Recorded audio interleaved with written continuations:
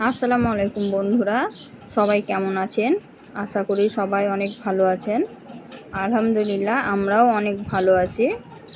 সোনালী রান্নাঘর with village food চ্যানেলে আপনাদের সকলকে স্বাগত জানাই। আজকে আমি নিয়ে এসেছি একদম আলাদা ধরনের ডিমের রেসিপি। আজকের এই রেসিপিটা তৈরি করেছি আমেরিকান মাছের ডিম আর আলু দিয়ে মজার চচ্চড়ি।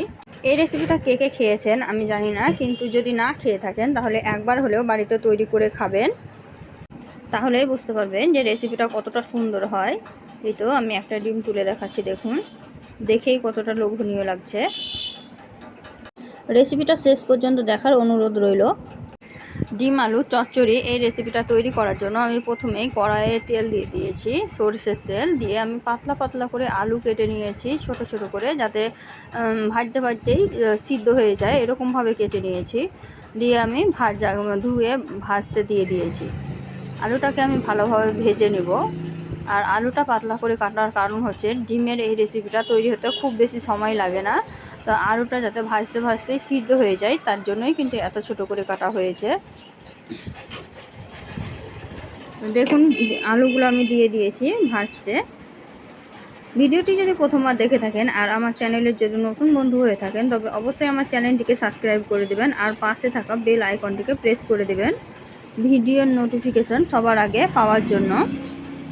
এখন আমি আলুটাকে ভালোভাবে নেড়ে চেড়ে ভেজে নেব।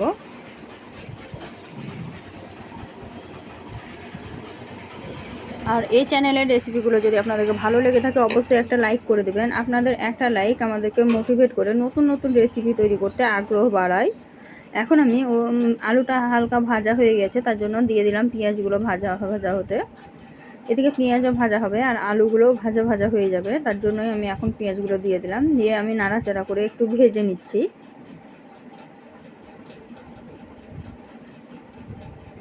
এই রেসিপিটা অনেকটাই সুস্বাদু হয়, একবার হলেও বাড়িতে ট্রাই করে দেখবেন।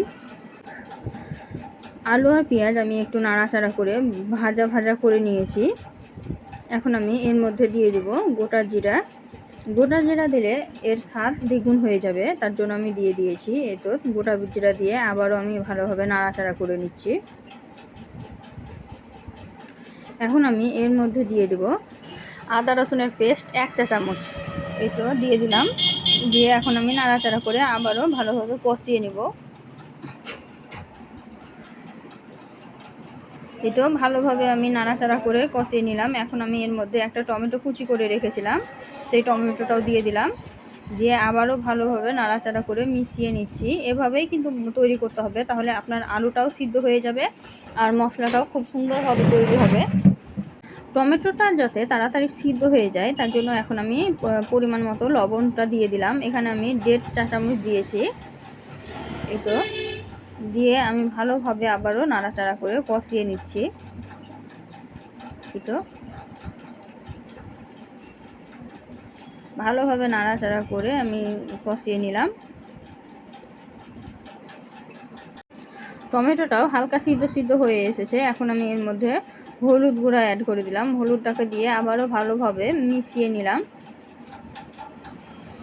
তো ভালোভাবে একদম মিশিয়ে নিলাম। আর টমেটোটা অনেকটাই সিদ্ধ হয়ে এসেছে, দেখেই বুঝতে পারছেন। এখন আমি দিয়ে দিলাম লঙ্কা গুঁড়ো। প্রত্যেকটা মশলা দিয়েই কিন্তু আমি ভালোভাবে কষিয়ে নেব।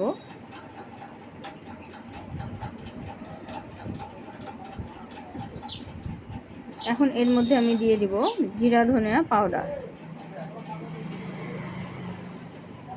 দেখুন মশলাটা কত সুন্দর একদম কষানো হয়েছে, সাইডে সাইডে তেল ছেড়ে দিয়েছে। এই তো জিরা ধনিয়া পাউডার দিয়ে দিলাম। দিয়ে ভালোভাবে আবারও মিক্সড করে নিলাম সব কিছু। মশলাটা আমার ভালোভাবে একদম কষানো হয়ে গেছে। দেখুন এই তো কত সুন্দর একটা কালার এসেছে। এখন আমি এর মধ্যে জল অ্যাড করে দেব।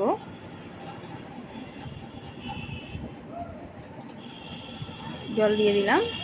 দিয়ে এখন নাড়াচাড়া করে জলটা একটু ফুটতে দেব।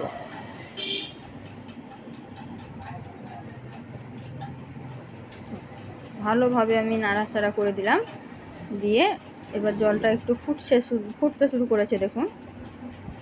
এই তো জলটা ফুটতে শুরু করে দিয়েছে। এখন আমি এই পর্যায়ে ডিমগুলো দিয়ে দিব। মাছের ডিমগুলোকে আমি ছোট ছোট পিস পিস করে রেখে দিয়েছি, যেহেতু ডিমটা ফ্রিজে রাখা ছিল, তার জন্য আমি ছোট ছোট পিস পিস করে কেটে নিয়েছি। দিয়ে দিব এর মধ্যে। এই তো দিয়ে দিচ্ছি, দেখুন ছোট ছোট করে পিস করে কেটে নিয়েছি, তাহলে লবণ হলুদ সব কিছু ভালোভাবে মশলাগুলো ঢুকতে পারবে ডিমের ভিতরে, আর খেতেও কিন্তু দুর্দান্ত হবে। তার জন্য আমি ছোট ছোট করে পিস করে নিয়েছি। সবগুলো মাছের ডিম আমি দিয়ে দিলাম। তো সবগুলো মাছের ডিম দিয়ে এখন আমি ঢাকা দিয়ে সিদ্ধ হতে দেব।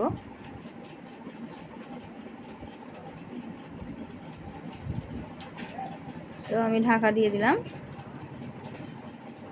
ঢাকা দিয়ে 5 মিনিট মতো রান্না করলেই আপনার হয়ে যাবে মাছের ডিম। আর কিছু করার দরকার নেই, শুধু ওপর থেকে একটু ধনিয়া পাতা ছিটিয়ে নামিয়ে নেবেন, যদি বাসায় থাকে তো। 5 মিনিট আমার রান্না করা হয়ে গেছে। এখন আমি উঠিয়ে দেখাচ্ছি, দেখুন কত সুন্দর লাগছে দেখতে, আর কালারটাও কত সুন্দর এসেছে দেখুন। আর ডিমগুলো কিন্তু পারফেক্টভাবে সিদ্ধ হয়ে গেছে। এই তো দেখুন, আমি নেড়ে চেড়ে দেখাচ্ছি। এইভাবে ডিমগুলো রান্না করলে খেতে দুর্দান্ত লাগে, আর খুব কম সময়ে হয়ে যায়। শুধুমাত্র এই ডিমের তরকারি দিয়েই কিন্তু এক থালা ভাত কমপ্লিট হয়ে যাবে খাওয়া। এই তো হয়ে গেল, দেখুন রেডি। দেখুন ডিমগুলো কিন্তু একটাও ভাঙেনি, আর সুন্দর হয়ে আছে।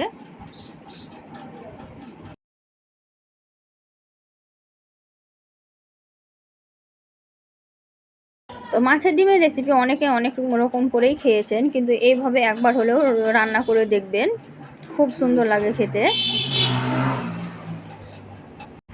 ভিডিওটি যদি ভালো লেগে থাকে অবশ্যই একটা লাইক করে দেবেন, কমেন্টে জানাবেন কেমন হয়েছিল, আর ভিডিওটি কোথা থেকে দেখছেন কমেন্টে জানাতে ভুলবেন না। আর এই ধরনের আরও নিত্য নতুন রেসিপি পেতে আমার চ্যানেলটিকে অবশ্যই সাবস্ক্রাইব করে রাখবেন, পাশে থাকা বেল আইকনটিকে প্রেস করে দেবেন। এই তো দেখুন মাছটা কত সুন্দর ফুটছে, আর কালারটাও কত সুন্দর হয়েছে। এখন মাছটা হয়ে গেছে, এই পর্যায়ে আমি কিন্তু নামিয়ে নেব।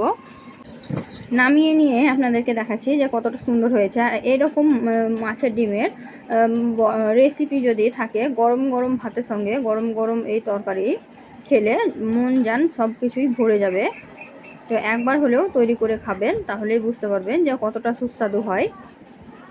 এই তো হয়ে গেছে, এখন আমি নামিয়ে নেব। দেখুন কত সুন্দর লাগছে। এই মাছের ডিম আর আলুর চচ্চড়িটা দেখেই জিভে জল চলে আসবে, এতটাই সুস্বাদু। আশা করি ভিডিওটি আপনাদেরকে খুব ভালো লেগেছে, আর যদি ভালো লেগে থাকে তবে অবশ্যই ভিডিওটি একটু শেয়ার করে দেবেন। এখন আমি বিদায় নিচ্ছি, দেখা হবে এরকমই অন্য কোনো রেসিপি নিয়ে অন্য কোনো ভিডিওতে। ততক্ষণ সবাই ভালো থাকবেন, সুস্থ থাকবেন। খুদা হাফিজ।